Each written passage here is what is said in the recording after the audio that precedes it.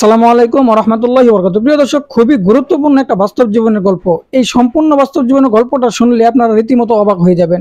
একটা মেয়েকে বিয়ে দেওয়ার পর যখন সেই মেয়েটা সমাজের কাছে এবং নিজের স্বামীর কাছে, পরিবারের কাছে মূল্যহীন হয়, তখন সেই মেয়েটা কিভাবে চলতে পারে।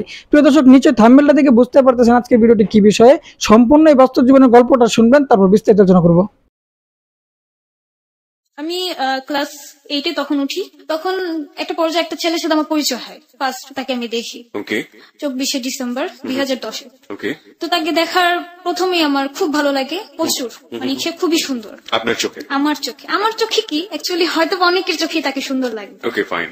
তারপর সে আমাকে দেখার পর সেও আমার দিকে তাকিয়ে থাকে প্রায় 2-3 মিনিটের মতো। মনে হয় আমার লাইফে কোনো ছেলের দিকে আমি তাকিয়েছিলাম। ক্লাস 8 এ পড়া অবস্থায়। হ্যাঁ, ওকে বিকজ আমার এর আগে লাইফটা, আমার যদি কেউ আমাকে জিজ্ঞেস করতো যে তোমার বয়ফ্রেন্ড কে, আমি বলতাম আমার বই আমার বয়ফ্রেন্ড।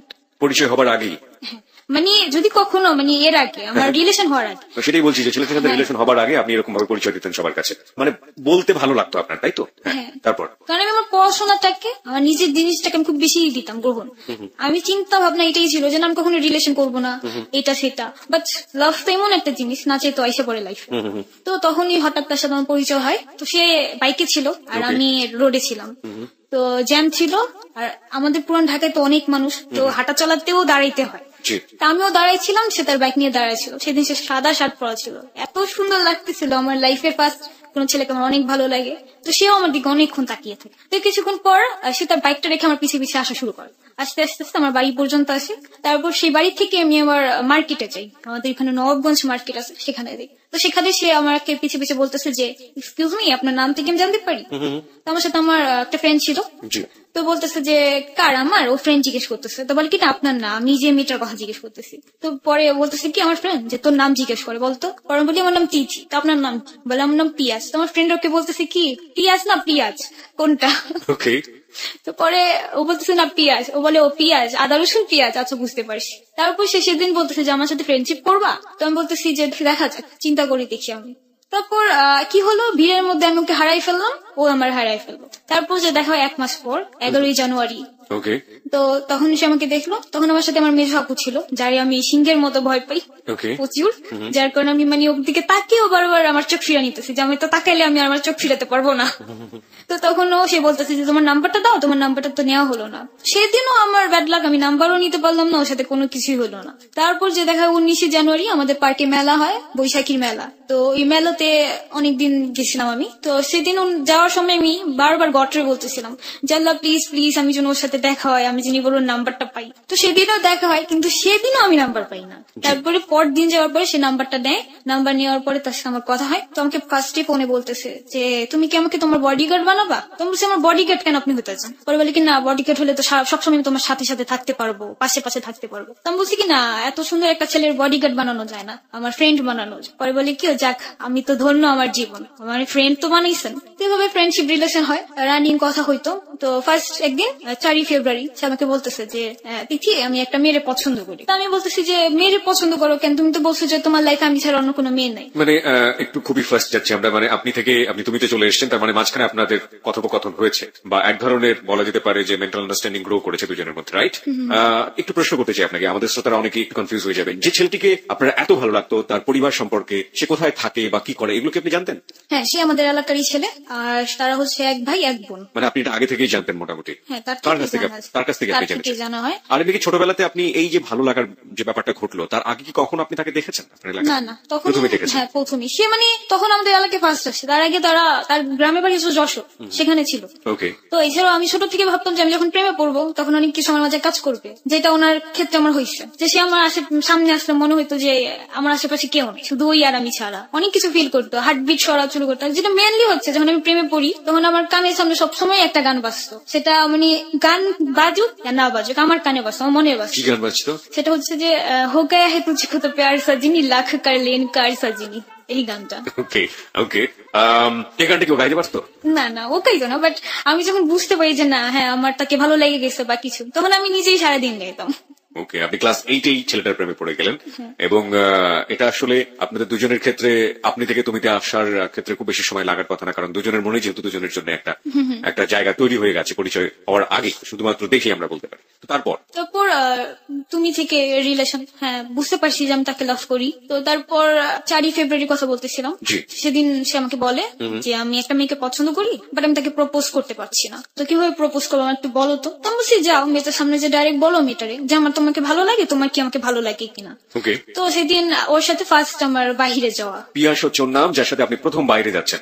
প্রিয় শ্রোতা, আমরা আপনাদেরকে বলতে চাই আপনারা শুনছেন জেবিএসবি, অর্থাৎ যাহা বলিব সত্য বলিব, এবিসি রেডিও FM 89.2। আমাদের আজকে যিনি অতিথি তিনি হচ্ছেন তিথি। তিথির জীবনের যে হিডেন ট্রুথ, অপ্রকাশিত সত্য, অপ্রিয় সত্য, সেগুলো একটু একটু করে আজকে এক্সপ্লোর হবে এখানে। তবে তার আগে আপনাকে বলতে চাই আপনি চাইলে এই মুহূর্তে চলে আসতে পারেন। তিথিকে নিয়ে আমরা বিভিন্ন কিছু লিখছি আমাদের ফেসবুকে, আমাদের স্ট্যাটাস থেকে শুরু করে ও সম্পর্কে যাবতীয় তথ্য এবং আপডেট দেওয়ার চেষ্টা করছি আমাদের ফেসবুকে। আমাদের ফেসবুকের ঠিকানা www.facebook.com/abcradiofm 89.2। আপনি এখানে এসে লাইক দেওয়ার সঙ্গে সঙ্গে আপনি আমাদের জেবিএসবি অর্থাৎ যাহা বলিব সত্য বলিবর মেম্বার এবং একই সাথে এবিসি রেডিওর ফ্যান হয়ে যাবেন। আর প্রিয় শ্রোতা, আপনাদের সবাইকে বলতে চাই যাহা বলিব সত্য বলিব মাঝে মাঝে যেটা করবে ঘটনার সত্যতা যাচাইয়ের জন্য SMS পোলে চলে যাবে এবং আশা করছি সবাই সক্রিয়ভাবে এই ঘটনার সাথে সম্পৃক্ত হবেন। SMS পোলে আপনার মতামত জানিয়ে আমাদেরকে বুঝিয়ে দেবেন যে ঘটনার সত্যতা আসলে কোন লেভেলে রয়েছে, কারণ যা আমরা প্রচার করছি তা যদি বিশ্বাসযোগ্য না হয় তাহলে সেখানে আমরা ঘটনাটি থামিয়ে দেই বা ঘটনাটিকে আমরা অন্যদিকে প্রবাহিত করি। সুতরাং পুরো গল্পটি বা পুরো অপ্রকাশিত সত্যটি কিন্তু মোড় ঘোরাতে পারেন আপনি। আমরা SMS পোলে যাব ঘটনার প্রাসঙ্গিকতায়, কিন্তু আমরা এই মুহূর্তে ফিরে যাচ্ছি তিথির কাছে। তিথি, প্রথম বাইরে যাচ্ছেন, হ্যাঁ তারপর? হ্যাঁ, প্রথম বাহিরে যাওয়া সেটা হচ্ছে লালবাগ কেল্লায়। তো ব্যাড লাক ছিল যে আমি 5টা বাজে বের হই, তো বন্ধ ছিল। তো সেদিন সে আমাকে বর্ণনা দিচ্ছে সে মেয়েটার, যে সে মেয়েটা কেমন, সে মেয়েটা কি কালার পছন্দ করে, কি কি পছন্দ করে, তো আমাকে বলতেছে। তো আমি ফার্স্টে যখন শুনলাম যে একটা মেয়েকে পছন্দ করছে, তখন আমার খুব খারাপ লাগছে যে আমি ফার্স্ট কাউরে পছন্দ করলাম আর সেও কিনা আরেকটা মেয়েটা পছন্দ করে। তো পরবর্তীতে যখন বর্ণনাগুলো আমি দেখি যে হ্যাঁ বর্ণনাগুলো সবকিছুই আমার সাথে মিলতেছে, তো তখন বোঝা গেল যে না সে মেয়েটাই আমি। তো অনেক খুশি হলাম যে যাক আমি সে মেয়েটা যাকে ও এত পছন্দ করে। পরে বললো যে আমি সে মেয়েকে যদি কখনো না পাই তা আমি মরে যাব, আমি ওকেই চাই, যে কোনো মূল্যে হোক আমি চাই। তো আমি বলতেছি তুমি এক কাজ করো, তাকে প্রপোজ করে রাখো। তো আমি যখন বাসায় আসি তো তার ফ্রেন্ড আমাকে বলতেছে যে আপু পিয়াস যা যা আপনাকে বললো তা সম্পূর্ণটাই আপনাকে বলছে, আপনি কি বুঝতে পারছেন? তো আমি বললাম যে হ্যাঁ আমি তো বুঝতে পারছি যে সে আমাকে বলছে, আমার কথা বলছে। পরে বললো যে আপনি কি বলেন? তো আমি বলতেছি যে হ্যাঁ আমিও হ্যাঁ বলছি যে আমিও তাকে লাইক করি। পরে সেই বন্ধু যে ওকে বললো যে না তিথি তোমায় লাইক করে না, তিথি অন্য কাউকে লাইক করে। তখন আমার মোবাইল ছিল না, আমি মোবাইল ফোন ইউজ করতাম না। তো আমার খালার বাসায় যখন চলে যাই তখন 2 দিন ওর সাথে আমার কোনো কন্ট্রাক্ট হয় না। তারপর 2 দিন পরে বাসায় আসি, সেদিন 7ই ফেব্রুয়ারি ছিল। তো সেদিন তার সাথে কথা হয়, তো তার বন্ধু আমাকে ফোন দিয়ে বললো যে পিয়াস তো হসপিটালে ভর্তি, কিছুক্ষণ পর বাসায় আনবে। তো আমি বলতেছি যে কি হয়েছে? তো বললো যে সে তো কিছু ঘুমের ট্যাবলেট খেয়ে ফেলছে। তো আমি বললাম ঘুমের ট্যাবলেট কেন খাইছে? তো বলতেছে যে আমি কিছু জানি না কেন খাইছে, আমি তো এর জন্য জিজ্ঞেস করছি যে তোমার সাথে কিছু হয়েছে কিনা। তো মানে আমার সাথে আমার রিলেশনই হয়নি, যে রিলেশন হবে ঝগড়া হবে তারপর বয়ফ্রেন্ড কিছু করবে। তো তার 1 ঘন্টা কি 1.5 ঘন্টা পর আবার আমাকে ফোন করে। ফোন করার পর বললো যে পিয়াসকে বাসায় আনা হয়েছে, তুমি কি কথা বলতে চাও? তো আমি ওর সাথে কথা বলতে চাইলাম, তো দিন দিল, দেওয়ার পরে কথা বলতেছি। তো আমি বললাম যে কি হয়েছে, কেন এরকম করছো, এটা করা ঠিক হয়নি, তোমার ফ্যামিলিতে অনেক কষ্ট হবে, তুমি তোমার ফ্যামিলির একমাত্র ছেলে, ভুল করো না, এরকম করা ঠিক না। তো বলতেছে যে না আমি যাকে লাইক করি সে আমাকে লাইক করে না, সে অন্য কাউকে লাভ করে, তো আমার এটা অনেক কষ্ট লাগছে, এর জন্য আমি এরকম করছি। তো আমি বলতেছি যে তুমি কাকে লাইক করো, আমি মানে ওর মুখ থেকে বের করবো, আমি বলবো না কিছু। এর জন্য ওরে বারবার ফোর্স করতেছি কাকে লাইক করো, কাকে লাইক করো, আমার বলো, তুমি বলো আমি যে তাই নিয়ে আসবো। আমি একটু ইন্টারাপ্ট করতে চাই তিথি, আপনি তো জানতেন ছেলেটা আপনাকে লাইক করে এবং আপনি বুঝেও গিয়েছেন, রাইট? কিন্তু তারপরও আপনি তার মুখ থেকে এটা শুনতে চাচ্ছেন এবং সেজন্য যদি 8-10টা ঘুমের ওষুধ শেখায় তাতে আপনার কোনো সমস্যা নেই, কিন্তু তাকেই সেটা বলতে হবে। প্রিয় শ্রোতা, আমরা একটু ফানি হলেও এই জায়গাটিতে একটু SMS বলে যেতে চাই। একটা কথা আছে যে প্রপোজ করবার ক্ষেত্রে মেয়েরা সবসময় এক্সপেক্ট করে যে ছেলেরাই আসলে করবে, এবং একটা মেয়ে যদিও জেনে যায়, ওভার কনফার্ম হয়ে যায় যে ছেলেটা আসলে তাকে পছন্দ করছে, কিন্তু কোনোভাবেই মেয়েটা মানে ছেলেটা আগে না বলা পর্যন্ত মেয়েটা নিজে থেকে কখনোই বলে না যে আমি তোমাকে পছন্দ করি। 2-1টা ব্যতিক্রম ছাড়া মোস্ট কমন ফিচার হচ্ছে এটা। আপনি কি এটা বিলিভ করেন? যদি আপনি বিলিভ করেন তাহলে আপনি লিখবেন ইয়েস, কারণ আমরা বিশ্বাস করি যে প্রত্যেকেরই জীবনে ভালোবাসা এসছে এবং কোনো না কোনো ভাবে প্রত্যেকেই অভিজ্ঞতার মধ্যে দিয়ে গিয়েছেন। আমরা একটু জানতে চাই যে এটা সিচুয়েশনটা আসলে কি। আপনি যদি বিলিভ করেন তাহলে আপনি লিখবেন ইয়েস, আপনি যদি বিলিভ না করেন এবং আপনি যদি মনে করেন যে না মেয়েরাই করতে পারে বা মেয়েরাও আসলে 50-50, মেয়েরাও করে ইকুয়ালি, তাহলে আপনি লিখবেন নো, NO নো, লিখে পাঠিয়ে দেবেন 8920 নম্বরে। খুব দ্রুত পার্টিসিপেট করতে হবে, কারণ একটু পরপরই আমরা SMS পোলে যাবো এবং আমরা ঘটনার সত্যতা আসলে কোন পর্যায়ে রয়েছে সেটার রেজাল্ট আপনাদেরকে জানিয়ে দেবো। SMS পোল নিয়ে কাজ করছে আরজে সুমন এবং সাউন্ড এডিটর মঞ্জু। আমরা আবারও ফিরে যাচ্ছি সত্য উদ্ঘাটনে। তারপর তারপর সে তখন অনেক কিছু ফোর্স করার পর বলে কি তুমি বুঝো না আমি তো তোমাকে লাইক করি, তুমি এত বোকা কেন, তুমি বুঝতেছো তারপর তুমি আমাকে ফোর্স করতেছো। কেন আমাকে ঘুমের ওষুধ খাওয়াচ্ছ? পরে বলতেছি যে এই তো ঠিক হয়েছে, এই এতটুকু কথা বলতে কি তোমার এত কষ্ট করতে হয়। পরে বলতেছে যে তুমি তো আমার কষ্ট দিলা, তুমি যদি বলে দিতে তাহলে কি আর কোনো প্রবলেম হইতো। আমি বলি কি না আমি তো বলবো না, তোমার মুখ থেকে বের করার জন্য আমি এরকম করলাম। পরে বলতেছি যে আচ্ছা ঠিক আছে তুমি রেস্ট নাও, পরে কথা বলবো। তো তারপর সে আমার নাম্বারে একটা SMS লিখলো, মানে আই লাভ ইউ নামটা লিখে পাঠাইছে। তো সেটা হচ্ছে মানে একটা একটা অক্ষর করে লিখছে। তো সেটা দেখলাম, তো দেখার পর এত ভালো লাগলো যে ফার্স্ট ভালোবাসার মানুষের থেকে এই ওয়ার্ডটা শোনা। তো তখন ফিলিংসটাও মানে ওরকম যে এত সুন্দর যা বলার মতন না। পরে সে ফোন করলো, ফোন করার পর তো আমি বলতেছি যে SMS তো বললা, সেটা তো ডাইরেক্ট বলবা না। তো সেদিন সে আমাকে ডাইরেক্ট বললো যে আই লাভ ইউ। ওকে, পিয়াসের বয়সের ডিফারেন্স আমরা একটু জানতে চাই। আপনার সে কত বছরের বড় ছিল সে, নাকি ছোটই ছিল? না না বড়ই ছিল। এটা আমি ঠিক বলতে পারতেছি না। আপনার আনুমানিক আপনার যে বয়সে থাকে না, এরকম দেখে মনে হয় অনেক সিনিয়র আমার চাইতে, বা দেখে মনে হয় যে আমার যে বয়সে একই পাশাপাশি প্রায়। হ্যাঁ এরকমই হবে যে আমার পাশাপাশি 2-3 বছরের বড়। 2-3 বছরের বড়। আপনি তখন ক্লাস 8 এ পড়ছেন, তার মানে ক্লাস 10 এ বা হ্যাঁ ক্লাস 10 এ এসএসসি দিবে, মানে নিউ 10 এ আছে। ওকে, তাহলে তো একেবারেই বলা যায় যে 2 থেকে 2.5 বছরের বড়। হ্যাঁ তারপর সে SMS এ বললো, তারপর ডাইরেক্টও বললো। তো ডাইরেক্টলি বলার পর আমাকেও বললো যে তুমি বলো, তুমি কেন বলবা না। তো আমিও তাকে উত্তরটা দিলাম। তো সেদিন ফার্স্ট কাউকে বলছি আই লাভ ইউ টু, তো অনেক ভালো লাগলো প্রচুর। তারপরে এইভাবে আমাদের রিলেশনটা চলতেছে। আর তার এক সপ্তাহ পরেই হচ্ছে ভ্যালেন্টাইন্স ডে। ভ্যালেন্টাইন ডে, ওকে, ভালোবাসা দিবস। ভালোবাসার দিবস। তো এভাবে এক সপ্তাহ ভালো কথা চললো। তো এক সপ্তাহ ভালো কথা, তো ভ্যালেন্টাইন্স ডে দিন সকালে সে আমাকে ফোন দিয়ে বলতেছে যে আমি তোমার সাথে আজকে বের হবো, তুমি কোথাও যাবে না। তো আমি বলছি আচ্ছা ঠিক আছে। তো আমি বললাম যে তুমি কোথায় আছো। পরে বললো যে আমি তো এয়ারপোর্টে আছি, আমার ভাইয়া একটা বাহিরে যাবে, তো আমি এয়ারপোর্ট থেকে এসে আমি তোমাকে নিয়ে যাবো বাহিরে। তো তার জন্য আমি রেডি হইলাম, সুন্দর ড্রেস করে গোসল করে সাজছি সেদিন অনেক সুন্দর করে। ফার্স্ট বয়ফ্রেন্ডের সাথে ডেট। তো রেডি হয়েছি, আমার ফ্রেন্ড বের হয়েছে তাদের বয়ফ্রেন্ডদের নিয়ে, তো আমি তাদের সাথেই বের হয়েছি। বের হওয়ার পরে মানে আমি ভাবছি যে আমি ওখানে যাই ফোন দেবো। 4টা বাজে বের হয়েছি আমি। তো 4টা 4:30টার দিকে আমি ফোন দিচ্ছি ওরে, তুমি কোথায় আসো। ওই বলতেছে যে আমি আসতেছি, তারও আসতেছি। তো এরকম করলাম 7টা 4:30টা। তো 5টা বাজে তার মোবাইল অফ, তার কোনো খোঁজ নেই। তো সেদিন লাগলো প্রচুর ফাটাফাটি ঝগড়া। সেদিন আমি মনে হয় কাউরে তুই করেও বলছি ওরে যে তুই আমার আর ফোন দিবি না, তোর সাথে আমার কোনো কথা নেই। জীবনের প্রথম ডেট যেটা বলতে পারি আমরা, যে সুইট মোমেন্ট হওয়ার কথা, সেটা প্রথমে এরকম কষ্টের হলো। এবং সেই কষ্টের বহিঃপ্রকাশ হচ্ছে প্রচন্ড রাগারাগি। প্রচন্ড রাগারাগি। তো আমাকে বলতেছে যে সরি, আমি আর কখনো এরকম করবো না, আই এম সরি, দেখো আমার তো প্রবলেম হয়েছে। তো বলতেছি তুমি ওকে বলতে তো পারতা ফোন দিয়ে, তুই আমার আর ফোনই দিবি না, তুই ফোন রাখ। তো রাগারাগি করে ফোনটা রেখে দিলাম। 2 দিন অনেক কষ্ট লাগতেছে, কেন রাগারাগি করলাম। এখন আমি নিজেই তো থাকতে পারতেছি না, নিজেই তো বুঝতেছি যে কত কষ্ট আমার লাগতেছে, কাঁদতেছি, তা করতেছি। তাও আমি ফোন দিই না, আমি তাকে ফোন দিই না যে ফোন দিয়ে আমি বলবো না। 2 দিন পর সে নিজে আমার ফোন দিছে, ফোন দিয়ে বলতে আচ্ছা যা হয়েছে বাদ দাও না, ভুলা যাও, করো, আমার অ্যাকসেপ্ট করে নাও, আবার আমি আর এরকম করবো না। তো পরে আবার মেনে নিলাম। এভাবে 1 মাসের মতো রিলেশন ছিল আমাদের। তখন খুব সুন্দর মুহূর্ত, খুব সুন্দর সুন্দর কথা হতো, অনেক ভাবে কথা হইতো। ওর ফ্রেন্ড আমার ভাবি ডাকতো, যে ওরে যে বলতো রাস্তায় যদি দেখতো এই পিয়াস ভাবি রে দেখছি এই জায়গায়, এটাও আমার বলতো। আবার বলতো যে যেখানে যাবা তুমি আমাকে সাথে করে নিয়ে যাবা, আর যদি আমার না নিয়ে যাও দেখো অনেক বড় রাগারাগি হয়ে যাবে কিন্তু। তো অনেক টেক কেয়ারিং ভাবে ফার্স্ট পর্যায়ে রাখতো। তো 1 মাস মতো রিলেশন থাকার পরে 7ই মার্চ তার সাথে আমার ঝগড়া লাগে। আর তার ফ্রেন্ড, যেই একটা ফ্রেন্ড ছিল তাদের, ওই ফ্রেন্ডটা আমাকে পছন্দ করতো। ওকে, আমরা ঠিক এই গল্পের এই বাগটাতে, আমরা সত্য উদ্ঘাটনের এই বাগটাতে ফিরবো, তবে তার আগে SMS পোলের রেজাল্ট আমরা একটু জেনে নিই। প্রিয় শ্রোতা, SMS পোলের রেজাল্ট আমাদের হাতে চলে এসেছে সম্পূর্ণ কম্পিউটারাইজ পদ্ধতিতে। আমরা SMS পোলের রেজাল্ট জানিয়ে দিচ্ছি। চলুন, কত শতাংশ লোক ওই ঘটনাটিকে বিশ্বাস করেছে যে না মেয়েরা আসলে মনে প্রাণ এক্সপেক্ট করে যে ছেলেটাই আসলে আগে প্রস্তাব করুক, এবং সেটা মোটামুটি দুজনের কাছে জানাজানি থাকলেও যে দুজন দুজনকে পছন্দ করে। দেখি কম্পিউটার কি বলে, কত % লোক এটাকে বিশ্বাস করেছে। Yes, 95%. No, 4%. No comments. 1%. প্রিয় শ্রোতা, কম্পিউটার বলছে যে 95% লোক এটাকে বিশ্বাস করেছে। তার মানে 95% হচ্ছে ইয়েস, 4% হচ্ছে নো, মানে 4% বিশ্বাস করেনি, এবং 4% মনে করে যে হ্যাঁ মেয়েরাও অনেক প্রস্তাব করতে পারে। এটা আমরাও বিশ্বাস করি, ইয়েস 4% হওয়াই উচিত। আর 1% কোনো মন্তব্যই করতে চায়নি, যাদের জীবনে হয়তো বা লাভই আসেনি। যাই হোক, আমরা ফিরে যেতে চাই হচ্ছে যে ভাইয়া তিথি কেমন আছে। তো ভাইয়াটা বলতেছে যে ভালো আছে, এতদিন পরে ওর কেন খোঁজ নিতেছ। বলে কি যে ভাল লাগে না আমার ওরে ছাড়া, যাই হয়েছে থাক, আমি ওরে অ্যাকসেপ্ট করে নিবো আবার। তো আমাকে ভাইয়াটা ফোন দেয়, তো দেওয়ার সাথে সাথে আমি তো মানে খুশি, মহা খুশি, ও আমার লাইফ আবার ব্যাক করছে। তো আবার রিলেশন হইলো, হওয়ার পর এভাবে রিলেশনটা অনেকদিন চলে, কিন্তু তখন ও ফুললি চেঞ্জ হয়ে যায়। যেমন হচ্ছে যে আমাকে 2 দিন পর ফোন দেয়, 3 দিন পর পর ফোন দেয়। তো তারপর আমি কিছু বলতাম না, যে থাক যত যাই হোক তুমি থাক, আমার দুনিয়া চলে যাক তবু তুমি থাকো, এরকম ছিল। এরকমের মধ্যে অনেক কথা হইতো, অনেক কিছু শেয়ারিং হইতো, অনেকবার ঘুরতে যাওয়ার মতো ডেট হয়েছে, বাট হয়তো বা আমার প্রবলেম ছিল, বাড়ি থেকে বের হইতে পারি নাই, তো ওরও প্রবলেম হইতো, এরকম ছিল। তো এভাবে রিলেশন চলতে থাকে, চলতে চলতে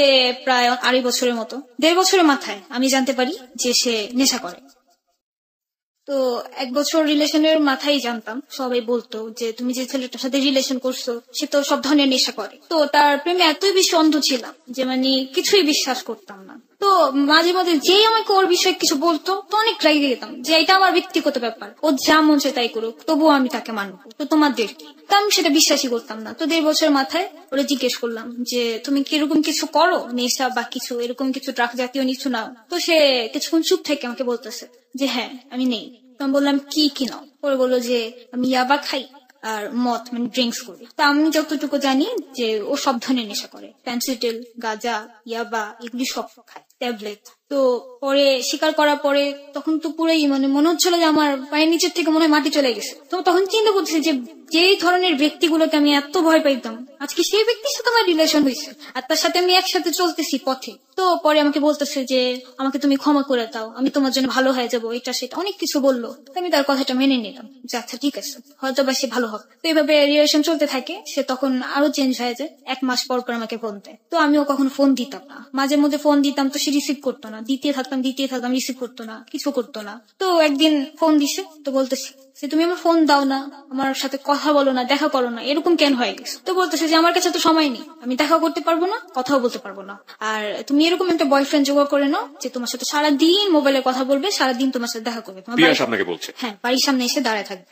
তো বলতেছে, পরে আমি বলি কি যে আমি তো সেরকম চাই না, বলি কি তুমি বলো যে তুমি পাও না, যদি না পাও আমাকে বলো, আমি জোগাড় করে দিই। তো তখন অনেক জিদ লাগছে। পরে আমি বলতেছি যে তুই আমার বিশ্বাস করছ না যে আমি তোর কতটা পছন্দ করি, আর আমার পক্ষে এতটা অসম্ভব না আমি যে ছেলে না চাইতে পারবো না, তুই একাই মনে করছিস তুই সুন্দর, তোর পিছে অনেক মেয়ে ঘুরে, আমার পিছে ঘুরে না ছেলেরা? পরে বলতেছে যে ঠিক আছে তাহলে তুমি খুঁজে নাও। তো সেখানেই জিদ করে যা করার ছিল। তো তারপরও তার কথা আমি কিছু মনে করি নেই, সেটা কেটে দিছি। তো থাক, বলছে রাগ করে বলতেই পারে, স্বাভাবিক, বয়ফ্রেন্ড, ওর অধিকার আছে। তো এরকম 1 বছর তাকে অনেক চেঞ্জ করার চেষ্টা করছি, অনেক ভাবে ওর কাছে কাঁদতাম, কাইতে বলতাম যে চেঞ্জ হয়ে যাও, দেখো আমার ফ্যামিলি তো তোমাকে এইভাবে পছন্দ করবে না, এভাবে অনেক কিছু বুঝাইতাম। এভাবে বলতাম যে তোমার যখন নেশা উঠবে তুমি আমাকে ফোন দিবা, আমার সাথে টাইমটা ওয়েস্ট করবা, যে আমার নেশা উঠছে এখন দিছি, তুমি আমাকে একটু টাইম দাও, আমি কি তোমাকে টাইম দিব না? তো একটা পর্যায়ে সে আমাকে অনেক বকা ঝোকা মানে অ্যাভয়েড করতে থাকে, প্রচুর অ্যাভয়েড করে, খারাপ বিহেভ, অনেক কথাবার্তা বলে খারাপ। তো জিদ করে কি করলাম যে তুই আমার সাথে এমন করস আমিও তোর সাথে এরকম করবো, ছেলেদের সাথে রিলেশন করা শুরু করলাম।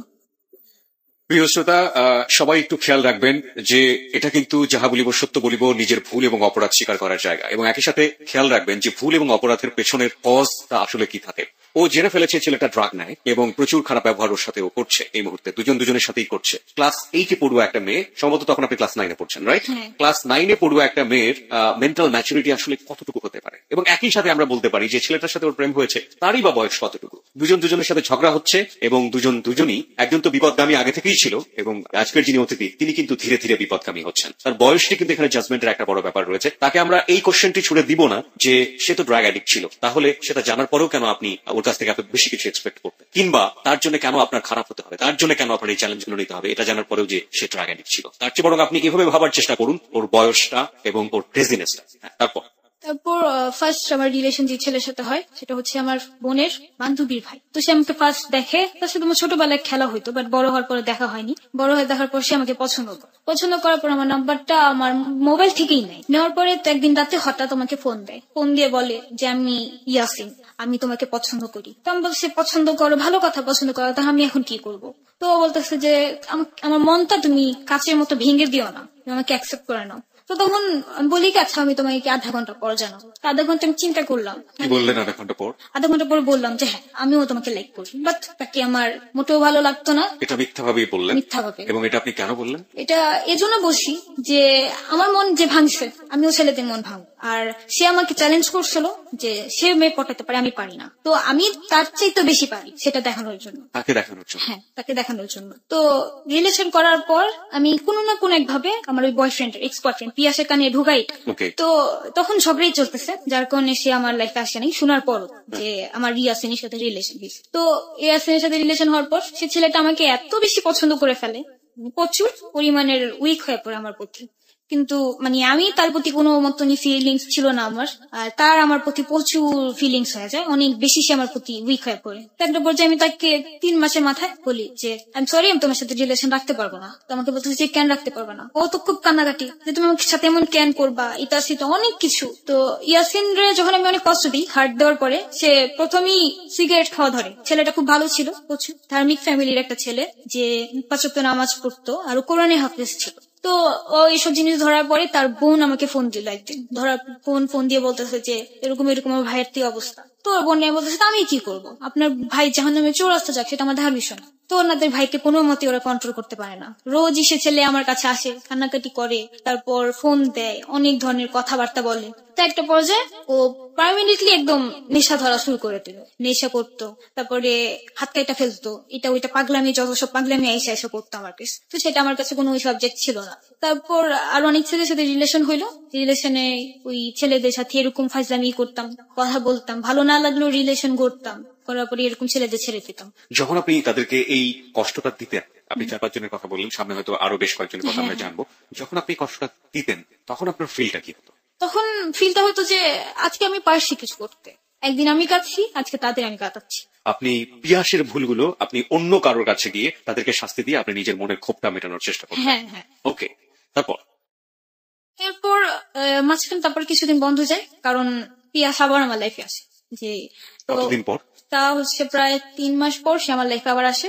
তো আসার পরে সে আমাকে বলে যে আমি তোমার নামে এগুলি কি শুনতেছি, বা আমার কানে তো সবকিছুই আসে। তো আমি মনে মনে বলতেছি তোমার কানে যাওয়ার জন্যই তো আমি ব্যবস্থা করে রাখতাম। পরে রিলেশন হয়, পরে বললো যে তুমি সব ছেড়ে দাও। তা আবার ছেড়ে দিলাম আমি সবকিছু, যে আচ্ছা ঠিক আছে, ও তো আমার লেখায় শেপ করছে, আর কিছু লাগবে না আমার, এরকম চিন্তা ভাবনা। তো ক্লাস 9-এ ওঠার পরই আমার পড়াশোনাটা বন্ধ হয়ে যায়, কজ আমার বাবা বিজনেসে পুরো লস খেয়ে যায়, 1 কোটি টাকার মতো লস খায় আমার বাবা। পরে এই 2 বছরই এরকম করতে থাকি, এক এক ছেলের সাথে রিলেশন করি, অনেক জায়গায় ছেলে। যেমন আমার পরিচয় অনেক হয় যে কোথাও ঘুরতে গেতাম, তো ছেলেরা আমার নাম্বার দিত, 1টা 2টা 3টা 4-5টা করে নাম্বার পাইতাম। তো সে 4-5টারই এসে মাসে এসে মিস কল দিত, মিস কল দিলে সে ব্যাক করতো, কথা বলতাম, কথা বলার পর একদিন দেখা করতো, জাস্ট একটা দেখা। আর যেটা হচ্ছে যে বড় কথা, যে ছেলেরা আমার সাথে কথা বললে আমার দেখে যতটুকু পছন্দ করে, তার চাইতে বেশি আমার সাথে মানে কথা বলে মায়া বেশি পড়ে যায়। মানে টার্গেট যেটা ছিল যে কোনো ভাবেই হোক ওকে হার্টলি আপনার প্রতি অনেক বেশি দুর্বল করে দুর্বল করাটা। ওকে, হ্যাঁ। এবং এটার মধ্যে আপনি খারাপ বলতে যেটা বোঝাচ্ছেন, ফোনে এক ধরনের শারীরিক সম্পর্ক, এই দিকে কোনোভাবেই আপনি যেতেন না না না, ওকে, একদম কখনোই যেত না। হ্যাঁ, তারপর তো পরে এরকম ভাবে রিলেশন হয়, তো ছেলেরা তো হয়ে গেত মেন্টাল। তো আর উইক করার যেটা হচ্ছে পদ্ধতি, মেয়েদের একটু ইন্টারেস্টিং কথা বলে ছেলেরা এমন তো উইক হয়। কি ধরনের ইন্টারেস্টিং? ইন্টারেস্টিং বলতে যে মানে কথার আগে জান ছাড়া কথা বলা যাবে না, জান পড়ান, আর খুব ইমোশনাল হয়ে মানে কিছু কথা বলতে হবে। যে একটা পর্যায়ে যে জানো আমি আগে যত ছেলের সাথে যাই কথা বলছি, বাট তোমার প্রতি আমার অন্যরকম একটা ফিলিংস আসছে, আমার তোমার কেমন জানি ভালো লাগে, আমি বুঝতে পারছি আমি তোমায় ছাড়া আর কোনোদিন থাকতে পারবো না, এই টাইপের কথাবার্তা। এরকম টাইপের আর অনেক কথাই মানে পটানোর মতো যে ছেলেদের কথাগুলো ছিল। এখানে আমরা একটু ক্যাপশন দিতে চাই, ক্যাপশন মানে সতর্কীকরণ। সেটা হচ্ছে আপনার গার্লফ্রেন্ড যদি আপনাকে এই ধরনের কথা বলে, আপনি দয়া করে তাকে সন্দেহ করবেন না, কারণ সবাই কিন্তু তিথির মতো ঘটনার মধ্য দিয়ে যাননি। সুতরাং এই টাইপের কথাবার্তা বললে আজকে যে ছেলেরা জেবিএসবি অর্থাৎ যাহা বলিব সত্য বলিব শুনছেন, তারা কনফিউজ হয়ে যাবেন যে না, শেষ পর্যন্ত শোনার পর তিথির মতো আমার সাথে হচ্ছে কিনা। আপনি কি প্রত্যেককে হয়ে বলে দিতেন যে আমি তোমার সাথে এটা চিট করেছি এভাবে, নাকি প্রত্যেককে আলাদা আলাদা ফরম্যাট শাস্তি দিতেন? যেমন হচ্ছে যে মানে কিছু কিছু ছেলে যেটা বুঝতাম যে না খুব ইমোশনাল টাইপের, তাদের বলতাম যে আমার বিয়ে ঠিক হয়ে গেছে, আমার এঙ্গেজমেন্ট হয়ে গেছে, এরকম কিছু কথা বলতাম, তো আমি পারবো না। আর যাদের বুঝতাম যে না থাক, ও অত বেশি একটা ইমোশনাল না, বাট ওরে হার্ট করতে বেশি মজা লাগবে, তো সেখানে ওরে ডাইরেক্ট বলতাম। তো এরকম কথা তো অনেক চেততো ছেলেরা, কিন্তু চেতলেও বা বলতো যে চেতছি যাই করছি, বাট ভালো তো বাসি, কিছু করতে পারতেছি না। তো সবসময় ছেলেরা একটা কথাই বলতো যে তুমি একদিন বুঝবা, তুমিও একদিন কাঁদবা। কিভাবে আপনি ওদেরকে পেনাল্টি দিতেন হ্যাঁ। এবং আপনার সেই ফিলটা কি হতো, সেখান থেকে আমরা ফিরতে চাই। ফিলটা এটাই হতো যে আমার খুব ভালো লাগতো Okay. যে আমি একদিন কষ্ট পাইছি, মানে কাঁদছি, আজকে আমি কাউকে কাঁদাতে পারছি বা আমি কষ্ট দিতে পারছি। কিন্তু এটা চিন্তা করিনি কখনো যে সেটা ঠিক হয়নি। এভাবেই আমার রিলেশনের 1 বছর যেতে থাকে। 1 বছর আপনার এইভাবে আপনি কাটান, এবং এর মাঝে মাঝে আপনার পিয়াসের সাথে তেমন একটা যোগাযোগ হয়নি, রাইট? না, মাঝে মাঝে পিয়াসের সাথে কথা হইতো। ও কি জানতো যে আপনি এই ধরনের কাজ করছেন? হ্যাঁ জানতো। ও কি বলতো? ও অনেক চিলাচিলি করতো যে এগুলা করুন, এগুলো ছেড়ে দাও, এটা সেটা। আমি তো আছি, কিন্তু মানে সে থাকলেও বা কি, আমি যে কষ্টটা পাইছিলাম, মানে ও যে আমাকে যেভাবে আঘাত করতো, যে একটা মানুষকে সরাসরি আঘাত দেওয়াটা চেতে তিলে তিলে মারাটা খুব বেশি খারাপ, আর সে আমাকে তিলে তিলে মারতো। যেমন তার নামে অনেক কথা আমি মানুষের মুখে শুনতাম, অনেক খারাপ লাগতো। একটা মানুষ যাকে ভালোবাসে তখন কিন্তু প্রত্যেকটা মুহূর্তে সেই মানুষটার অপেক্ষায় সে থাকে। ও তো আমার 1 সপ্তাহ পর পর ফোন দিত শুক্রবারতে। তা আমি সেই শুক্রবার থেকে নিয়ে আগামী শুক্রবার পর্যন্ত আমার সেলফোনটা আমি এভাবে আমার কাছে আগলায় রাখতাম যে কখন সে আমাকে ফোন দিবে, কখন একটা রিং যদি আমার মিস হয়ে যায় আমি তো তার সাথে কথা বলতে পারবো না, আমি তো তার কণ্ঠটা শুনতে পারবো না। বা কখনো যদি ঝগড়া লাগতো অন্য নাম্বার থেকে ফোন দিয়ে তার হ্যালোটা শুনতাম, হ্যালোটা শুনে ফোনটা রেখে দিতাম। এই সময়টাতে আপনি তার সাথে কেন ফোন দিতে পারতেন? এই 1 সপ্তাহের প্রতি আপনি তো ইচ্ছে করলে আপনি ওর ফোনে ফোন দিতে পারতেন, কেন ওয়েট করতেন, কেন আপনি ফোন দিতেন? আমি ফোন দিতাম না, মানে আমি নিজেও জানি না আমি কেন এমন ছিলাম, বাট আমি এরকমই করতাম যে আমি কেন ফোন দিব, আমার তো কোনো অপরাধ ছিল না, তার অপরাধ, সে আমাকে ফোন দিয়ে সরি বলবে, কেন আমি ফোন দিব, সে আমাকে পারে না আমাকে মানাতে, এরকম চিন্তা ভাবনা আমার মাঝে ছিল। তো এছাড়া আমি দিতাম মাঝে মাঝে যখন মানে না পারতাম, যে ধরে রাখতে পারতেছে না নিজেকে, তখন ফোন দিতাম। তো তখন সে আমার ফোন রিসিভই করতো না, 10 বার 20 বার এভাবে ফোন দিতেই থাকতাম, রিসিভ করতোই না। প্রায় 1 সপ্তাহ পরে যখন ওর টাইম হবে সেদিন ফোন দিবি, ফোন দিয়ে কথা বলবে। তখন যদি জিজ্ঞেস করতাম ফোন দিচ্ছিলাম ধরো নাই কেন, তখন বলতো যে কই আমি তো তোমার ফোন দেখি নাই, তুমি আমার ফোন দাও না, তো এরকম বলতো। তো প্রায় ফোন দিতাম, একই সময় দেখতাম মেয়ে রিসিভ করতো, জানতাম না মেয়ে কি হয়, বোন না কি আই ডোন্ট নো, বাট কয়েকটা মেয়ে রিসিভ করছিল কয়েকবার। তো এছাড়াও ফ্রেন্ডের মুখে শুনছি যে এই তো দেখলাম পিয়াসরে একটা মেয়ের সাথে ঘুরতেছে। ইভেন আমার বড় বোন যে মানে আমার বড় যে, তার সাথে আমি কিছু শেয়ারিং করতাম কিছু কথা, তো ওরেও বলতাম। তো প্রায় বাহিরে বেরোলে বলতো যে আমি আজকে না পিয়াসরে দেখছি, তো পিয়াস আমি দেখে মানে লুকাই গেছে। তো কথাগুলো শুনতাম তো অনেক খারাপ লাগতো যে আমার বয়ফ্রেন্ডের মানুষ দেখতেছে, তো আমার নিজের একটা ইনসাল্ট যে কেমন যে তিথি রিলেশন করে, কেমন ছেলের সাথে রিলেশন করছে, যে 1000টা মেয়ের সাথে রিলেশন করে। তো এইসব জিদি মানে যেটা কাজ করতো যে অন্য ছেলেদের প্রতি, যে আমি যদি আজকে তাদের শিক্ষা দিতে পারি তার অন্য কোনো মিলে শিক্ষা দিবে না, আমার মতো কষ্ট কেউ পাবে না। তখন মানে ওই কষ্টটা আমার কাছে অনেক বড় লাগতো, প্রচুর বিশাল বড়, যে আমি মহা বড় কষ্টে পড়ে গেছি। প্রিয় শ্রোতা, আমরা একটি এসএমএস বলে যেতে চাই। আমরা যে ঘটনাটি আমরা ঠিক বলতে পারি যে এই আগের পার্টে আমরা অনেকখানি জুড়ে জেনেছি এবং এই পার্টে এসে আমরা জানলাম যে ওর ক্রেজি হয়ে যাওয়ার ব্যাপারটা, পিয়াসের ওই অপরাধ, পিয়াসকে সে কোনো শাস্তি দিতে পারেনি, সে শাস্তি দিয়েছে অন্য ছেলেদেরকে। আপনি কি মনে করেন যে লাভ কখনো কখনো মানুষদেরকে এইভাবে ভুল পথে ভুল জায়গাটিতে ক্রেজি করে তোলে, যে শাস্তিটি যার পাওয়া উচিত তাকে না দিয়ে শাস্তিটা পেয়ে যায় অন্য কারো? আমরা এরকমও দেখে থাকি, মাঝে মাঝে আমরা এরকম শুনে থাকি যে একটা মেয়ের সাথে কেউ যদি কখনো খারাপ আচরণে যান, কিংবা একটা মেয়ের কাছ থেকে যদি খারাপ আচরণ পান, ওই ছেলেটা ভুলবশত হোক বা নিজের মনের অজান্তেই হোক পুরো মেয়ে কমিউনিটিটাকে এসে খারাপ চোখে দেখা শুরু করে। এবং একই সাথে একটা ছেলের ক্ষেত্রেও এই ধরনের ব্যাপারটা হয় যে একটা যদি আমরা বলি যে একটা ছেলেকে কোনো মেয়ে খারাপ চোখে দেখছে বা কোনোভাবে হার্টেড হয়েছে, তাহলে একইভাবে তিথির মতো অন্য ছেলেদের সাথে সে খারাপ ব্যবহার করতে থাকে এবং শাস্তি দেওয়ার যে ব্যাপারটি সেটা ঘটতে পারে। আপনি কি এটা বিশ্বাস করেন? আপনি যদি এটা বিশ্বাস করেন তাহলে আমাদের এসএমএস বলে আসুন এবং লিখুন ইয়েস। যদি বিশ্বাস না করেন তাহলে লিখবেন নো, লিখে পাঠিয়ে দেবেন 8920 নাম্বারে। খুব তাৎক্ষণিক ভাবেই আমরা এসএমএস পোলের রেজাল্ট আপনাদেরকে জানিয়ে দেবো। এসএমএস পোল নিয়ে কাজ করছে আজ সুমন এবং সাউন্ড রিডার মঞ্জু,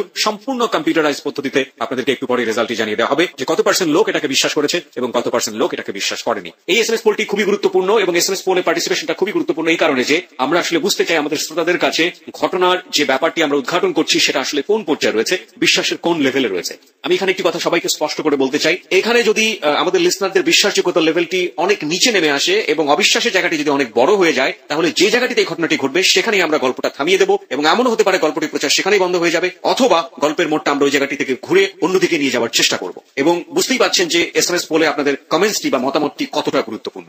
আমরা অপেক্ষা করছি আপনার এসএমএস পোলের জন্য। আমরা সত্য উদ্ঘাটন প্রক্রিয়াটি আরো একটু এগিয়ে নিয়ে যেতে চাই। আপনারা সবাই অংশগ্রহণ করুন ইয়েস অথবা নো লিখে 8920 নাম্বারে। তিথি, তারপর এভাবে রিলেশন চলতে থাকে আমাদের ছেলেদের সাথে, কথা হইতো, দেখা হইতো। তো আমার আবার ছিল যে আমি রিলেশন করতাম কিন্তু কখনো কোনো ছেলের থেকে কিছু নেওয়া এগুলো আমার পছন্দ ছিল না, মানে কোনো ছেলের সাথে ওই দিক থেকে বেমানি করতাম না, টাকা পয়সার দিক থেকে, জাস্ট রিলেশনই, যে হ্যাঁ রিলেশন করব, তুমি আমাকে পছন্দ করো, এটাই আমার জন্য অনেক বেশি, যে আমি আমার বয়ফ্রেন্ডকে জানাইতে পারলেই চলে। তো তার কানে অনেক কিছু ঢুকতো যে আমি এরকম অনেক ছেলের সাথে রিলেশন করি, এটা সেটা, অনেক ছেলেকে অনেক ধরনের ভাবে কষ্ট দিই। তো অনেক অপরাধী করছি, আমি স্বীকার করি যে ছেলেদের এভাবে করাটা উচিত হয়নি আমার। আপনি একটু বলবেন যে কতজন ছেলের সাথে আপনি এই ধরনের এই 1 বছরে বা যে সময়টা আপনি করেছেন সেই সময়ের মধ্যে কতজন ছেলের সাথে আপনি এই কাজটি করেছেন? অনেক ছেলে।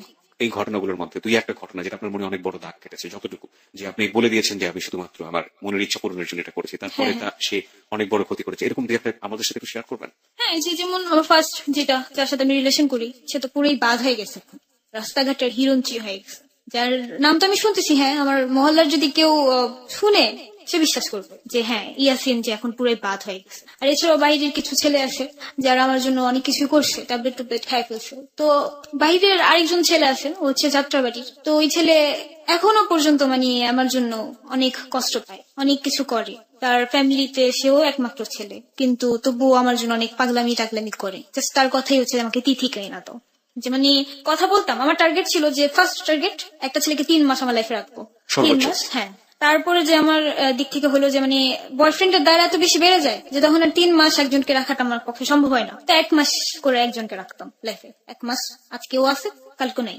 আবার 1 মাস আজকে আছে কালকে নেই, এরকম। ওই যে একটা কথা আছে না যে মাছকে যখন বলি দেওয়া হয় মাছ কিন্তু ছটফট ছটফট করে, আপনি দেখছেন নিশ্চয়ই। হ্যাঁ, অবশ্যই। ওই কিছু মাছ আছে না যে ক্যাটফিশ বলে যেগুলো, দেখবেন যে অনেকক্ষণ বেঁচে থাকে, হ্যাঁ, মানে কড়াইয়ে দেওয়ার পরেও দেখবেন যে লাফায়। হ্যাঁ, তো যখন আপনি এই বলিটা দিতেন তাদেরকে আলটিমেটলি তারা তো আপনাকে একদম জেনে শুনে ভালো মনে করেই জীবন সঙ্গী হিসেবে চিন্তা করতো। এবং জেনে শুনেই, হ্যাঁ। আর আমার ব্যাকগ্রাউন্ড জেনেই আমার লাইফে ছেলেরা আসতো। আর আসার পরে আমি বলতাম যে আমি কিন্তু অনেক ছেলের সাথে রিলেশন করি বা এটা সেটা, কিন্তু আমি এখন ভালো হয়ে গেছি।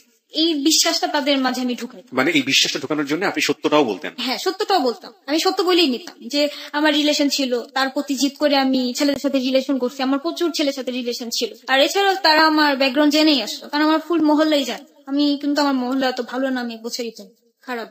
মানে কারণ আপনার মহলে আসলে কেউ জানে না যে একটু নেগেটিভ অ্যাঙ্গেলই আপনাকে হ্যাঁ, সবসময় দেখে সবাই, যে আসলে কেউ জানে না যে কেন আমি এরকম করি। বিহাইন্ড দ্য স্টোরি কেউ জানে না। হ্যাঁ, আমার ভিতরেরটা কেউ জানে না। জাস্ট উপর থেকে দেখে যে হ্যাঁ তিথি অনেকজনের সাথে রিলেশন করে, তিথি ভালো না, মেয়েটা ভালো না, যে কেন রিলেশন করবে। বাট এটা জানার চেষ্টা করে না যে কেন এরকম করে, কি কারণ। কারণটা আসলে হচ্ছে আপনার সাথে পিয়াসের সম্পর্ক। হ্যাঁ, কারণটা এবং হচ্ছে এটা। আপনি এভাবে একের পর এক বলে দিয়ে যাচ্ছেন। ঠিক আমি জানতে চাইবো যে যখন এই এটা হতো, যখন আপনি ওকে বলতেন যে আমি তো এটা তোমার সাথে ফান করেছি বা এটা নাটক ছিল, সেই মুহূর্তে ও অনেক কষ্ট পেত। হ্যাঁ, প্রচুর কষ্ট পেত।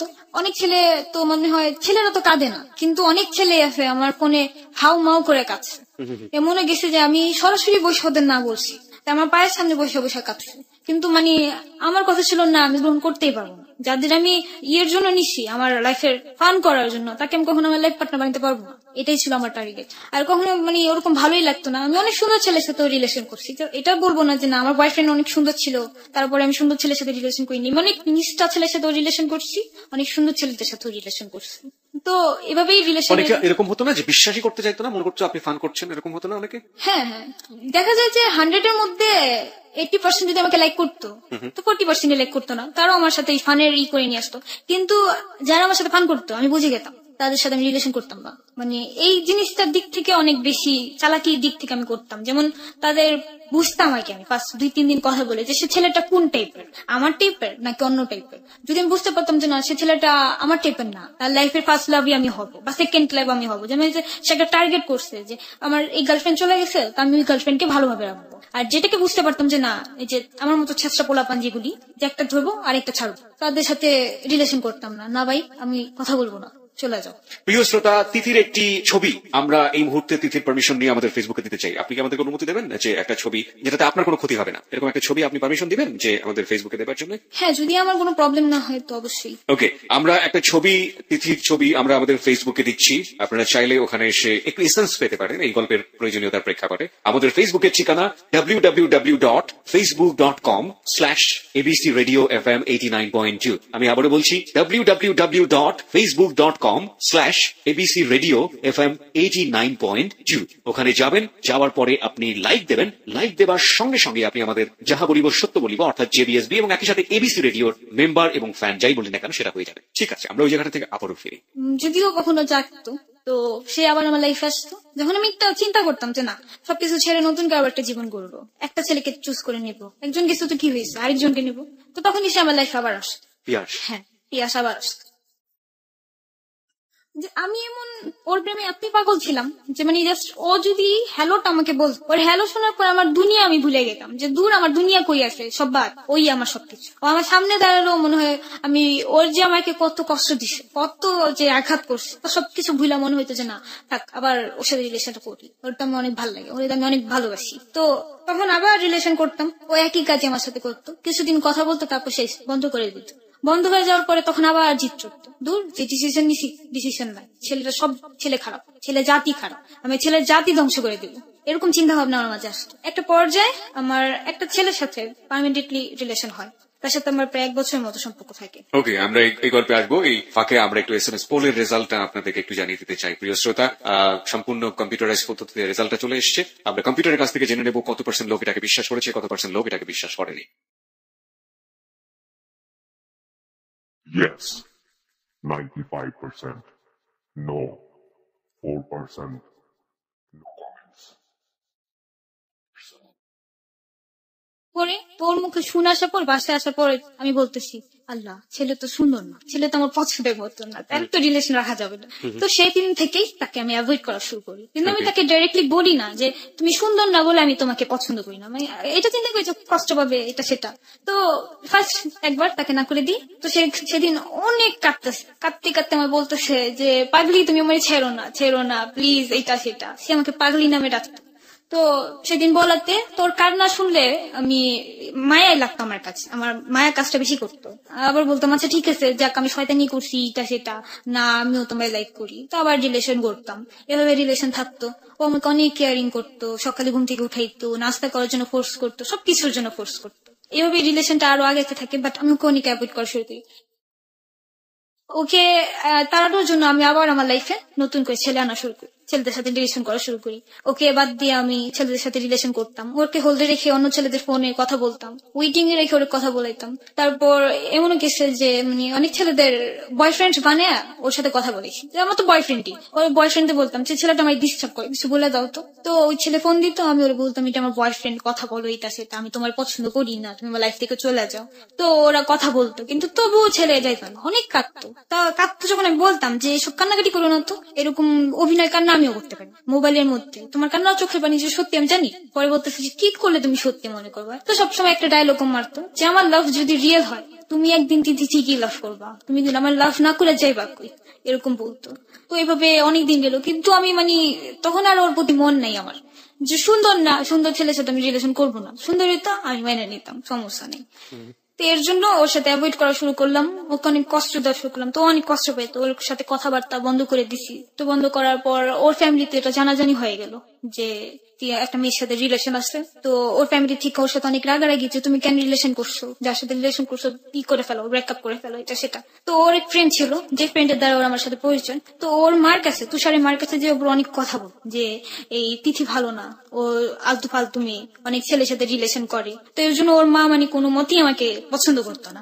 তো তারপরে আমি শুনলাম, ওর থেকে জানলাম যে ও বাড়ি থেকে বের হয়ে গেছে, যে আমার পছন্দের মেয়েটি কেন তুমি পছন্দ করবা না, তো আমি বাসা থাকবো না, আমি চলে যাব। তখন বাড়ি থেকে বের হয়ে গেল। বের হয়ে যাওয়ার পরে অনেকদিন বাইরে ছিল, বাইরে থাকার পর অনেক কষ্ট মষ্ট করে থাকে। আর যেটা হচ্ছে মেন কথা যে ওর সিটের বিজনেসেই ওর ফুল ফ্যামিলিটা চলে। তো মানে ওর বাবা হচ্ছে অসুস্থ, হার্টের প্রবলেম আছে, যার কারণে ওনার বাবা কোনো কাজ করতে পারে না। তো ওরই ফুল ফ্যামিলিটা চালাইতে হয়। ওরা হচ্ছে 2 ভাই 1 বোন। তো ও যখন বাসা থেকে বের হয়ে যায় তখন ওর ফ্যামিলিটার খুব প্রবলেম হয়ে যায়। তো তখন আবার ওর ফ্যামিলি থেকে ওরে ঢাকায় নিয়ে আসে, আচ্ছা ঠিক আছে আমরা মেয়ে বাসায় প্রস্তাব নিয়ে যাবো, আচ্ছা তুমি বলো, সমস্যা নেই। তো সেই মুহূর্তে যখন ওর ফ্যামিলি রাজি হয় তখন সে আমাকে ফোন দিয়ে বলে যে আমার ফ্যামিলিটা ম্যানেজ করছি, এটা সেটা, আমি তোমার বাসায় বিয়ের প্রস্তাব পাঠাচ্ছি। তখন আমি তো আমার মাথায় বাড়ি পড়ে যেন আমি বিয়ে করবোই না, কোনো মতে বিয়ে করবো না রে। তো তখন ওর সাথে আমি আরোই করি যে তুমি আমার থেকে অনুমতি না নিয়ে তোমার ফ্যামিলির কেন জানাইছো এই কথা, আমি তোমাকে বিয়ে করবো না। তো সে তখন আবার বলে যে দেখো তিথি, আমি অনেক কষ্ট করে ম্যানেজ করছি আমার ফ্যামিলিরে, আমি তোমার জন্য অনেক কিছু করছি যা না করতে হয়েছে আমার এই বছরে 7 বছর আমি না করছি, তো তুমি আমাকে এভাবে ছেড়ে দিও না। তো এরকম বলতো। তো সেখানে তারপর আমি ওকে বললাম যে যদি আমাকে বিয়ে করতে চাও তোমার 5 বছর ওয়েট করতে হবে। তো বললো যে কেন, আমি 5 বছর কেন ওয়েট করবো? তুমি বলতেছি আমি 5 বছর আমার ক্যারিয়ার দাঁড়া করাবো। তারপর তো মাঝখানে আবার কি আমি আমাদের পার্লারের নিজের পার্লার ছেড়ে আমি একটা জব নেই সেন্টার রোড, সেখানে হচ্ছে এক নেত্রীর পার্লারে আমি জব নেই। তো নেত্রীর ছেলে হচ্ছে গান করে, তো কিছুদিন পর ওর এক অ্যালবামটা বের হবে। আর দ্বিতীয় অ্যালবামটা হচ্ছে সেটা আমার সাথেই বের হওয়ার কথা ছিল। আপনি গানও গাইতে পারেন? হ্যাঁ। আপনি এই কণ্ঠটা আপনার যে ট্র্যাপ ছিল সেই ট্র্যাপে কখন ব্যবহার করতেন? টু বি অনেস্ট, মানে আপনি ছেলেদেরকে পটানোর জন্য বা ছেলেদেরকে শাস্তি দেওয়ার জন্য, have you ever use that vocal? কিছু কিছু টাইম করতাম, যেমন অনেকে গান পছন্দ করতো, তো অনেক ছেলেকে এই গান শোনাইতাম, যেমন ও বলতো গান শোনাও, তো গান শোনার পরে বলতো যে ওয়াও তোমার কণ্ঠ তো অনেক সুন্দর, এটা সেটা, মানে গানে আরো বেশি একটু ইমপ্রেস হইতো। দ্যাটস ওয়াই প্রিয় শ্রোতা, আমরা এখানে এন্টারটেইন করার জন্য আমরা আসলে ওর কাছ থেকে কণ্ঠটা মানে গান শোনাইনি আপনাদেরকে, আমরা আসলে এটা একটা সত্য ঘটনার একটা ছোট পার্ট হিসেবে নিয়েছি এখান থেকে, কারণ জেবিএসবি যে ধরনের রিয়েলিটি শো এখানে গান যায় না। ওকে, হ্যাঁ, তারপর সেটা আপনি বলছিলেন যে তো সেখানে যে জব নিই, তো সে জবে আমার ওই যেই ছেলের সাথে আমার কাজ করার কথা ছিল গানে অ্যালবামে, তো সেই ছেলের সাথে আমার কন্ট্রাক্টের কিছু একটা হয়, মানে যে তুমি যদি গান করতে হয় তো তোমার 5 বছরের কন্ট্রাক্টে তোমার আমার সাথে সাইন দিয়ে নিতে হবে যে তুমি আমাকে ছাড়া কারোর সাথে গান করতে পারবে না। তো এই জন্যই আমি ওকে বলি যে 5 বছর আমি আমার ক্যারিয়ার দাঁড়া করাবো, তারপর আমি তোমাকে বিয়ে করবো। কিন্তু ওর কাছে এতটা সময় ছিল না, 5 বছরের মতো টাইম ছিল না। তো এর জন্য বলতেছে যে না আমি 5 বছর ওয়েট করতে পারবো না, আমি কিছু বুঝি না, 5 বছর আমি কিছু বুঝি না, তোমার ক্যারিয়ার কিসের ক্যারিয়ার, আমি যতটুকু টাকা কাজ করি আমি আদায় করি তো সেটা তো তোমার হয়ে বেশি হবে। তবে যাই হোক আমার নিজের পায়ে তো আমাকে দাঁড়াতে হবে, আমি এতবার একটা সুযোগ পেয়েছি, আমার খুব স্বপ্ন ছোট থেকে আমি সিঙ্গার হব, বড় সিঙ্গার হব, কিন্তু সেটা যদি এখন আমি চাও পূরণ না করতে পারি তাহলে কেমন লাভ হলো, আমার লাভের কোনো দরকার নেই, আমি আমার গান দরকার। তো তখন অনেক রাগারাগি করি, রাগারাগি করার পর তো একটা পর্যায়ে তার সাথে আমার বলা হয় যে আমার সাথে দেখা করো তিথি। তো আমি বলছি কেন দেখা করবো, তো বলতেছে যে দেখা করো, তুমি আমাকে দেখার পর তোমার যদি আমাকে ভালো না লাগে তো তুমি আমাকে রিজেক্ট করে দিও, আর তুমি আমাকে দেখবা আর আমি তোমাকে কিছু কথা বলবো। তো আমি বলছি কি কথা, মোবাইলে বলো, দেখে কথা বলার কি দরকার আছে। বলে যে হ্যাঁ আমি মোবাইলে বলতে চাই না, আমি দেখার পরে কিছু বলতে চাই। তো বললো যে তুমি দেখা করো। সেদিন 11ই এপ্রিল ছিল, 12ই এপ্রিলের কথা ছিল দেখা করার, কিন্তু সেদিন আমি দেখা করতে পারি না, কারণ আমার নিজের তখন পার্লার ছিল, তো সেখানে আমাকে টাইম দিতে হবে, যেহেতু আমার পার্লার স্টাফ ছিল কিন্তু স্টাফ থাকাকালীনও আমার কাজ করতে হতো, তো এর জন্য আমি আর দেখা করতে পারি না। সেদিন আমাদের বিয়ের কাজ ছিল। জি তো আমি বললাম যে আমি আজকে দেখা করতে পারবো না। সে অনেক আপসেট হয়ে গেল যে তুমি আমার সাথে কেন দেখা করতে পারবা না, দেখা করতে একটু অনেক মানে করে বলতেছে কথাগুলো। তো আমার কাছে খারাপ লাগতো যে আরে বেচারাটা কষ্ট পাইতে, সেটা আমি খারাপ লাগতো, খুব খারাপ লাগতো, বা কথা না বলতে পারলেও খুব খারাপ লাগতো যে কথা বলতে পারতেছি না, কিন্তু বুঝতে পারতাম না যে কেন এরকম হইতেছে আমার সাথে, যে সে ছেলের প্রতি কেন মায়া কাজ করে বা কেন আমি যে ছেলেটার সাথে আপনার কন্ট্যাক্ট হওয়ার কথা গানের, রাইট? না তাহলে তুষারের সাথে, তুষারের সাথে। ওকে, হ্যাঁ। মানে তুষার গানের কন্ট্যাক্ট তাহলে কার সাথে? গানের কন্ট্রাক্ট হয় আমার আরেকজনের সাথে, মানে যেখানে আমি জব করতাম সেখানেও আপনার এই প্রেমের ফাঁদ বা প্রেমের সম্পর্ক, রাইট? না তাহলে তার সাথে ফ্রেন্ডশিপ ছিল আমার। এবং সেও আপনাকে বিয়ে করতে চাইতো? হ্যাঁ, সেও আমাকে বিয়ে করতে চায়নি, তাহলে মানে এরকম কন্ট্রাক্টর মানে বলতো যে বিয়ে করব না, বাট ভালো একটা রিলেশন থাকবে আমাদের মধ্যে। তো বলছি যে Okay. কেমন রিলেশন, তো বাজে কিছু রিলেশনের কথাই বলছে, তো আমি মানিনি, তো আমি টাকা দিয়ে আমি আমার অ্যালবামের কাজ করতে চাইছি, তো তখন টাকার কন্ট্রাক্টই হয়েছে। ওকে, হ্যাঁ, তুষারের প্রসঙ্গে তারপর তো তুষারের প্রসঙ্গে যাই, তো ওর জন্য আমার এমনি কেন জানি খুব মায়া লাগতো, বা কথা বলতে অন্য মানুষের সাথে কথা না বলে আমি ওর সাথে কথা বলতাম, সবাইকে বাদ দিয়ে ওর সাথে কথা বলতাম, বা কথা যদি না বলতে পারতাম তো অনেক খারাপ লাগতো যে আমি কথা বলতে পারতেছি না, বা এটা সেটা কেন লাগতো আমি জানি না, বুঝতাম না যে কেন আমি কি তাকে লাইক করি। মাঝে মাঝে আমি নিজেকে নিজে জিজ্ঞেস করতাম যে আমি কি তাকে লাভ করি বা লাইক করি, বা আমি কিভাবে লাইক করতে পারবো, সেটা আমার পছন্দের মতো ছেলে না, সে তো আমার মতন না, আমি যেমন একটা ছেলে সে তেমন তো না, তো আমি তার সাথে কিভাবে লাইক করতে পারি, বা হয়তো বা তার কথা ভালো লাগে, যাকে এটা কোনো সমস্যা নেই, 2 একদিন খারাপ লাগবে তারপর ঠিক হয়ে যাবে, এরকম চিন্তা করতাম। তো ওই 12 তারিখে দেখা করার কথা ছিল, দেখা করিনি, তো আমাদের দেখা হলো 13 তারিখ। তো সেদিন আমি বাসা থেকে বের হই, আমি কাজ শিখি, তো সেখানে কথা বলে বের হই যে আমি কাজ শিখতে গেতেছি। তো আম্মু বলতে আচ্ছা ঠিক আছে যাও, সমস্যা নেই। তো বাসা থেকে যখন বের হচ্ছি তখন আম্মুও বলতেছে আব্বুও বলতেছে যে আজকে বের হইস না, কেন জানি ভাল লাগতেছে না, তুই বের হইস না, দরকার নেই। তো আমি সবসময় একটু অন্যরকম ভাবে বের হই, যেমন মাঝে মাঝে 3 পিস বা প্যান্ট গেঞ্জি এগুলো পরেই বের হলি, বা আমি চোখে একটু কাজল লাগাই, তো সেদিনও লাগাইছি, একই রকমেরই আমার গেট আপ ছিল। কিন্তু তবুও আমার বোন বলতেছে কি যদি এত সাজছস কেন, তো বলছে আমি কই সাজছি, আমি তো সবসময় এরকমই থাকি, আমি গেট আপই থাকি। তো বলতেছে না তুই সাজা বুজা কোর্স করে বের হইছিস, তুই যাইস না কোনো জায়গায়, তুই মনে কর কারোর সাথে দেখা করতে যাবি। তো বলতেছে না আমি কারোর সাথে দেখা করতে যাবো না, বইলা তারপরে বের হইছি। বের হওয়ার পর হাঁটতে হাঁটতে আমাদের বেড়িবাঁধের উপরে উঠলাম, সেখান থেকে রিক্সা নিলাম, রিক্সা নিয়ে খোলামোড়ার ঘাটে নামলাম। এটা কি আপনার কারোর সাথে দেখা করতে যাওয়া নাকি এমনি এমনি? দেখা করতে যাওয়া। কার সাথে? তুষারের সাথে। ওকে, হ্যাঁ, তারপর তো তারপর সেখানে গেলাম, আমি যাওয়ার পরে ও নৌকা নিয়ে দাঁড়ায় আছে, আমি নৌকা চড়তে গেছিলাম, ঘুরবো যে আমরা নৌকাতে ঘুরবো, তো সেখানে নৌকা নিয়ে দাঁড়ায় আছে। তো সেদিনই ফার্স্ট আমি ওকে দেখি, 1 বছরের পরে তার সাথে প্রথম দেখা আমার। এর আগে আপনি ওকে ডিনাই করছেন ওর চেহারার জন্য, সেটা আপনি না দেখে ডিনাই করছেন? হ্যাঁ, না দেখি। কার কাছ থেকে শুনে? আমার ফ্রেন্ডের কাছ থেকে। এই শুনেই আপনি তাকে ডিনাই করে যাচ্ছেন কন্টিনিউ? হ্যাঁ। ওকে, তারপর তারপর তাকে আমি বাস্তবে দেখলাম, তো মানে দেখার পরও আমি আশ্চর্য হয়ে গেলাম যে না, এ তো আমার পছন্দের না, একদমই না। মানে যেটা আপনার ফ্রেন্ড বলেছিল সেটাই ঠিক আছে? হ্যাঁ, সেটাই ঠিক আছে, মানে ও অতটা সুন্দর না। ওকে। তো তো আমাকে বলতেছে যে এই যে আমি মানে মোবাইলটা দিয়ে আমাকে দেখাচ্ছে যে এই যে আমি। আপনাকে ছিল কিভাবে? সে তো আমাকে চিনে, সে আমাকে আগেই দেখছে, দেখেই তো আমার নাম্বারটা ওকে দিচ্ছে। ওকে। সে আমাকে চেনার পর তারপর আমি নৌকায় চললাম, তো অনেকক্ষণ কথা হচ্ছে যে তুমি আমাকে কেন বিয়ে করবা না, বা কেন কি এটা করো না, এটাই করো না, তুমি জানো আমি তোমার জন্য মরে যেতেও পারবো। তুমি বলছি এগুলি ডায়লগ মারি, ছেলেরা মরতে পারে না। আপনি এতটা সাহসী ছিলেন যে নদীর নৌকার মধ্যে অচেনা একটা ছেলেকে উঠে আপনি এই ধরনের কথা বলছেন? হ্যাঁ, আমি তো কথা বলতাম তার সাথে। হ্যাঁ বলতেন, কিন্তু তার সাথে আপনার আগে কখনো দেখা হয়নি, এক। দুই নম্বর হচ্ছে যে এমন একটা জায়গায় আপনি যাচ্ছেন বা এরকম একটা জায়গায় যাচ্ছেন যেখানে আপনি ছেলেটাকে বলেই ফেলছেন যে আমি তোমার সাথে রিলেশনশিপ রাখবো না, সেটা বলার জন্য আপনি তার কাছে গিয়ে ওটা বলছেন, হ্যাঁ হ্যাঁ, যে ছেলেটার সাথে আপনার আগে কখনো দেখা হয়নি। দেখা হয়নি। তো this is the hard reality. প্রিয় শ্রোতা, এই শোটা আমরা জানি না যে এরপরে আমরা কি ধরনের অভিজ্ঞতার মুখোমুখি হতে যাচ্ছি, এবং এই শোতে বেশ কিছু টার্ন আপ আছে, সেটা বাকি যে সময়টা আছে আমাদের হাতে সেই সময়ের মধ্যেই ঘটবে, কারণ এই শোতে আরো একজন অতিথির আগমন ঘটবে এবং সেটা যে কোনো মুহূর্তে। হ্যাঁ, তারপর সেখানে যাই, তো তখন নৌকায় বসাকালীন আমাদের কথা হচ্ছে, এরকম বিষয় অনেক কিছু বিষয় ডিসকাস হচ্ছে। তোমাকে বলতেছে আজকে আমি তোমাকে আমার বাসায় নিয়ে যাবো। তো আমি বলছি আমি তোমার বাসায় কেন যাবো? বললাম তোমার বাসায় নিয়ে আর আসতে দেবো না। আমি বলি কি আমার রাস্তা না দিলে কি হয়েছে, আমি দড়ি টড়ি ছিড়াই, তোমার বাপেরও সাধ্য নিয়ে আমার আটকে রাখা। তো বলার পরে আমাদের নৌকা চলতেছে অনেক দূর নিয়ে যায়, একদম বছিলা ব্রিজের সামনে, এই চরের থেকে বছিলা ব্রিজের সামনে নিয়ে যায়। তো তখন আমি নৌকালাকে বলতেছি যে আমি জাস্ট আধা ঘন্টা টাইম নিয়ে বের হয়েছি, কারণ আমার এখান থেকে এসে ব্যাক করে আবার আমরা যেখানে কাজ শিখি সেখানে আমার যেতে হবে। তো পরে নৌকালে বলতেছি যে আপনি নৌকা ঘুরান, আমার তো দেরি হয়ে যাচ্ছে। তখন প্রায় 5টা বেজে গেছে, আমি 4টা বাজে বের হয়েছি।